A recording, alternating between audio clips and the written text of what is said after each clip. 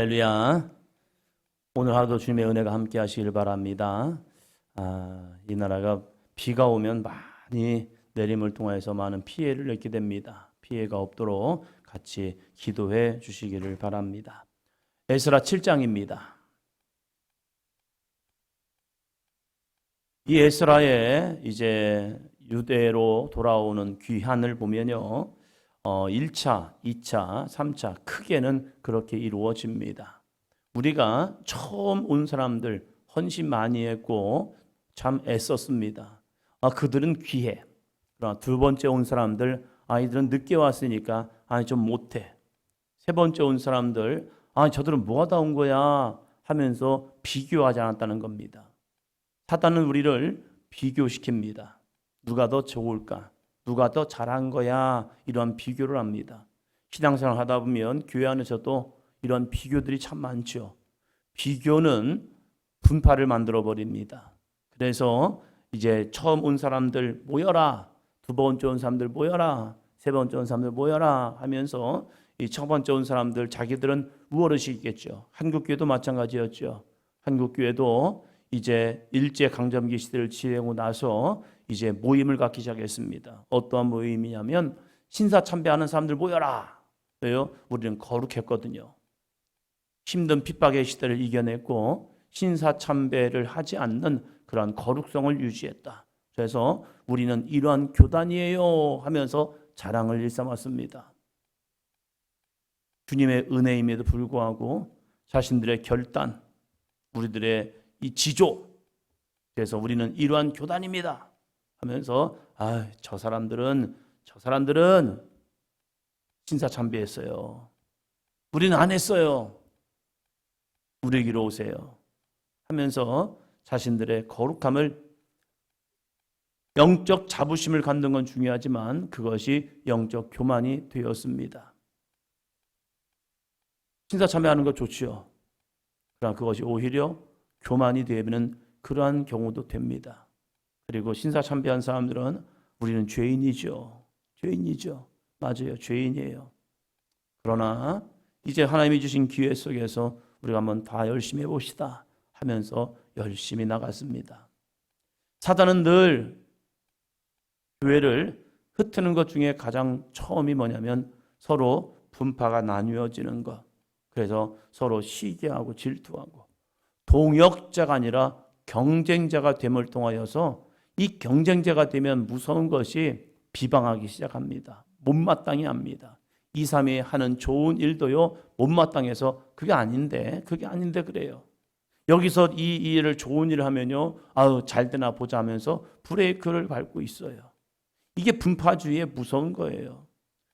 서로 좋은 사람끼리 모일 수 있습니다. 그러나 그것이 동역이 된다면 좋은 효과를 얻게 됩니다. 그러나 동역보다 사단은요 경쟁을 시켜버리는 거예요. 그래서 서로 무서운 관계가 되어버리죠. 포로귀환, 이 에스라서를 보면요 2차 포로귀환까지 기록을 합니다. 1차는 스룹바벨과 예수와 중심으로 돌아와서 성전에 지대를 놓습니다. 그리고 이제 에스라가 돌아와서 성전의 마무리를 이어갑니다.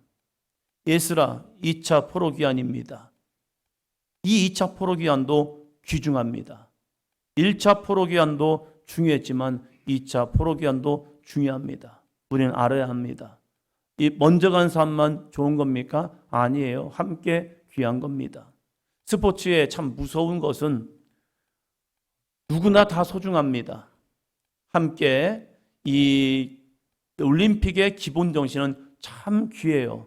그런데 성과를 마지막을 보면요 이제 금메달을 따고 은메달을 따고 동메달을 딴 사람까지는 귀한 것 같아요. 그러나 이제 그 다음부터는 그렇게 큰 주목을 받지 못합니다. 그래도 무엇보다도 금메달 딴 사람들에 대한 주목이 있죠.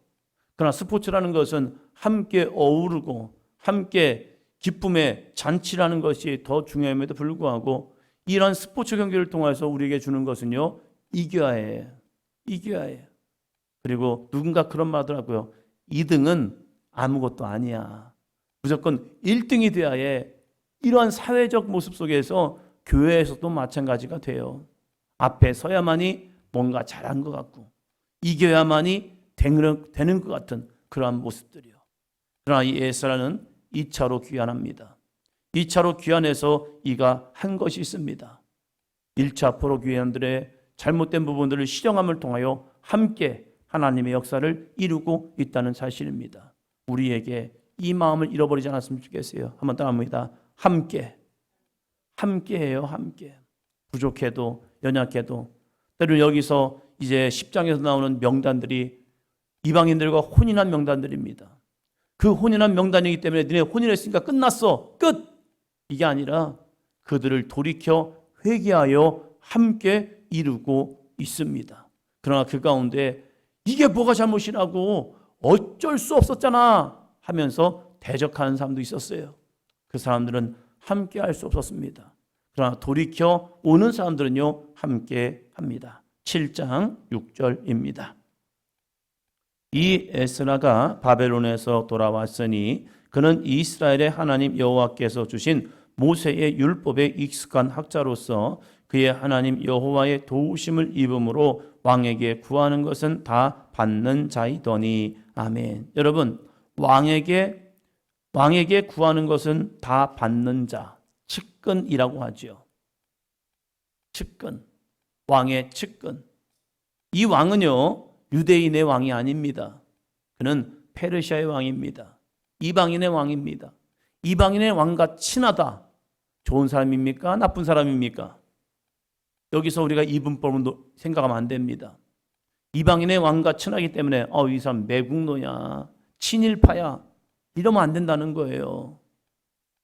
하나님께서 이 에스라가 왕과 친한 관계를 만들어준 이유가 있습니다.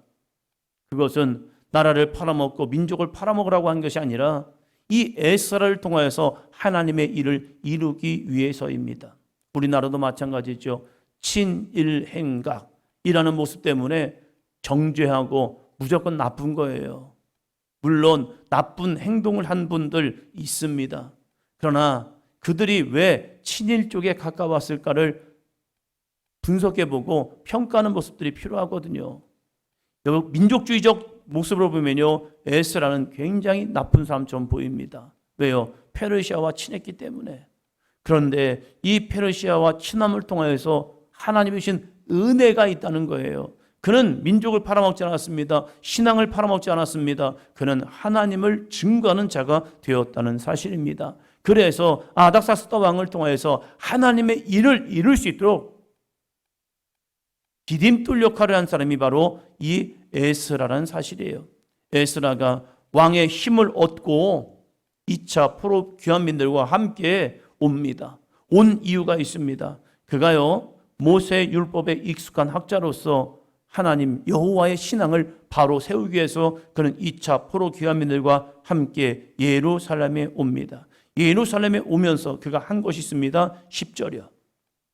에스라가 여호와의 율법을 연구하여 준행하며 율례와 규례를 이스라엘에게 가르치기로 결심하였더라. 아멘. 여호와의 율법을 연구하고 준행하며 율례와 규례를 이스라엘에게 가르치기를 결심하였더라. 우리가 이 성전에 오는 이유도 마찬가지입니다. 예수 믿고 복받기 위해서가 아닙니다. 우리가 교회를 오는 이유는 이 모습이 되어야 합니다. 여호와의 율법을 연구하여 하나님의 말씀을 연구하고 또 준행하고 율례와 규례를 이스라엘에게 가르치기로 결심하는 믿음이 필요하다는 거예요.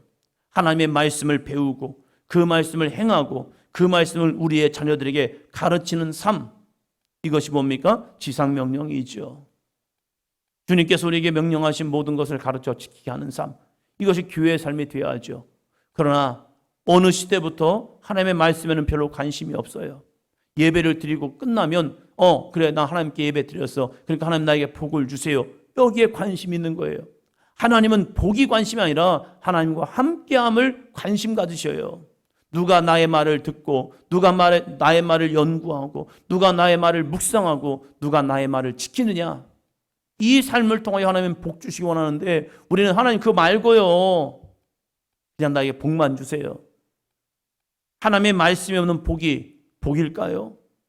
하나님의 말씀이 없는 흥왕함, 이게 복일까요? 아니에요. 하나님 말씀 없는 성공은요, 인본주의 신앙으로 가요. 그래서 그의 삶은 타락이 온단 말이에요. 하나님의 말씀이 없는 순결한 백성들, 이것은 복입니다. 왜요? 하나님의 말씀이 있을 때 그들에게 구원이 이루어지기 때문입니다. 더 좋은 교육, 더 좋은 환경이 문제가 아니라 하나님을 향한 믿음이 그 영혼을 살리거든요. 그런데 우리는 세상의 흥황을 보면서 이게 복받은 거야. 아니라는 거예요. 에스라가 2차 포로 귀환으로 온 이유는 바로 이것을 이루기 위해서입니다. 그리고 그가 하나님의 명령을 따라 나오기 시작합니다. 그럴 때 좋은 돕는 자들을 주셨지요. 25절입니다. 25절 에스라여 너는 내 손에 있는 내 하나님의 지혜를 따라 내 하나님의 율법을 아는 자를 법관과 재판관을 삼아 강 건너편 모든 백성을 재판하게 하고 그 중 알지 못하는 자는 너희가 가르치라. 아멘. 누가 말한 겁니까? 왕이 말한 거예요. 아닥사스다 왕이. 에스라를 보내면서 야 너희는 우리나라의 법대로 이들을 가르치고 우리나라의 법을 그들에게 따르게 해라고 한 것이 아니라 놀라운 것은 이 에스라에게 아닥사스다 왕이 보내면서 에스라여 너는 내 손에 있는 내 하나님의 지혜를 따라 내 하나님의 율법을 아는 자들을 법관과 재판관을 삼아. 하나님의 율법을 아는 자들을 재판관과 법관으로 삼으래요. 그리고 강 건너편 너희 백성들을 그들을 가르치고 재판하게 하고 깨닫게 해라고 말씀하고 있습니다. 또한 26절 볼까요? 무릇 내 하나님의 명령과 왕의 명령을 준행하지 아니하고는 자는 속히 그 죄를 정하여 혹 죽이거나 귀양 보내거나 가산을 몰수하거나 옥에 가둘지니라 하였더라. 아멘. 하나님의 명령을 지키지 않는 자 그들을 향해서요 그들의 죄를 정하여 혹 죽이거나 귀양 보내거나 가산을 몰수하거나 옥에 가두어라. 하나님의 말씀 지키지 아니하면 이렇게 하래요. 참 무서운 말씀이죠. 그런데 이것을 하나님이 하신 것이 아니라 아닥사스다 왕의 명령으로 이제 이스라엘도 이 페르시아의 속국이거든요. 그러면서 이들을 통치하기 위해서 에스라를 보내는데 이 에스라가 가지고 온 법은요 페르시아의 법이 아니에요. 하나님의 율법이었다는 사실입니다. 이게 어떻게 가능한 일입니까? 이게 어떻게 이루어질 수가 있는 거예요? 그것은요 에스라가 하나님의 말씀 안에서 거룩한 삶을 살았고 그것을 보았던 이 아닥사스다 왕이 이것을 보면서 야 여호와의 율법대로 해도 이들은 되겠네. 이것이 자신을 향한 반역과 거역이 아니라 여호와의 율법대로 해도 통치하는 데에 지장이 없겠네. 가장 가까이에서 측근으로서 에스라가 보여준 신앙의 지조가 아닥사스다 왕을 변화시킨 겁니다. 어떤 분이 이렇게 말합니다. 목사님, 말씀대로 살면요 세상에서 손해보고 일어날 수가 없어요. 그건 당신의 믿음이고요. 하나님이 함께하면 세상 가운데 존귀한 자가 됩니다. 하나님과 함께하면 말씀에 순종하면 하나님은 그를 존귀케 하십니다. 신명기를 통하여서 하시는 말씀이 무엇인데요? 하나님의 말씀을 지켜라. 지키면 너와 너의 자손을 세계 모든 민족의 뛰어난 백성이 되게 하리라. 이것이 하나님의 법칙이잖아요. 그 법칙에 순종했던 것이 하나님께서 이스라엘 백성들을 흥왕케 한 사건들이잖아요. 그런데 어떤 사람들은요, 목사님, 신앙은 교회에서 하는 거죠. 세상으로 나가는 순간 그대로 살면 이게 당함을 당하기가 너무 쉬워요. 세상은 그러지 않아요, 목사님. 그 사람들이 흥황할 것 같죠? 아니요, 마지막은 무너져요. 왜요? 하나님이 그 손을 놓았기 때문입니다. 우리는 에스라처럼 하나님을 신뢰하고 하나님을 의지할 수 있는 삶이 되기를 주의 이름으로 축원합니다. 에스라 신앙의 지조를 지켰더니 아닥사스 왕이 그를 인정하잖아요. 그를 인정하고 야 너희는 너희 백성들을 가르칠 때 하나님의 말씀으로 가르쳐. 그러면 너희 된다 하면서 지지해 줍니다. 이게 하나님의 법칙이에요. 애매하게 믿으니까 실패하는 거죠. 확실하게 하나님을 믿고 하나님을 신뢰하고 그 거룩한 삶을 살아가면요, 세상 사람이 우리를 존귀하게 여겨줍니다. 때로는 보이지 않고 때로는 나타나지 않는 것 같지만 하나님은 일하십니다. 우리들의 신앙이 이 에스라의 신앙이 되었으면 좋겠어요. 하나님의 말씀을 의지하고 믿음으로 순종해 나아간다면 하나님은 오늘도 저와 여러분을 통하여 하나님의 놀라운 일을 행하여 주실 줄로 믿습니다. 기도합니다.